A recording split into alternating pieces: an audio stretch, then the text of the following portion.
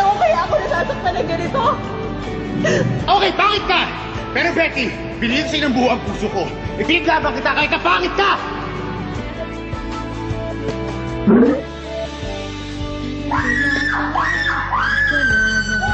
Ano ginagawa mo dito ka? Kwarto ko rin to eh. Dapat di ka apektado. Dapat okay na tayo na mag-share ng kwarto. Unless meron ka pang feeling sa akin. Excuse me? Kita mo na? Oh, conscious ka na eh. I-park mo na yung mga hirit mo. Hindi mag-u-u-turn ang feelings ko para sa'yo. Presidente na ako dito. Kaya hindi mo na ako pwedeng kindat-kindatan. Para ba na maraming tao? Ako? Kindatan ka?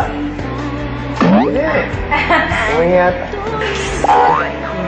Hindi lang kasi talaga ako makapaniwala na may magmamahal sa isang katulad ko. Ikaw ang hindi ready na tanggapin na merong kayang magmahal sa'yo. Will you marry me? Yes, Armando. I will marry you.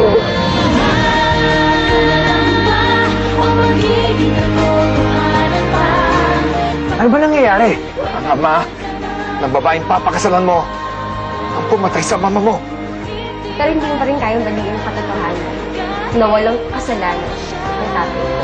Sa lahat na nangyari, hindi ko kaya tanggapin si Beatrice Kingston bilang parte ng pamilya. Gulo na ako, Rose. Betty, alam mo, minsan sa buhay, we have to make a stand for what really matters. Kailangan nating manindigan kung ano ang tingin nating tama at totoo. And in this case, Betty, I am standing up for you. Aww. Sweet.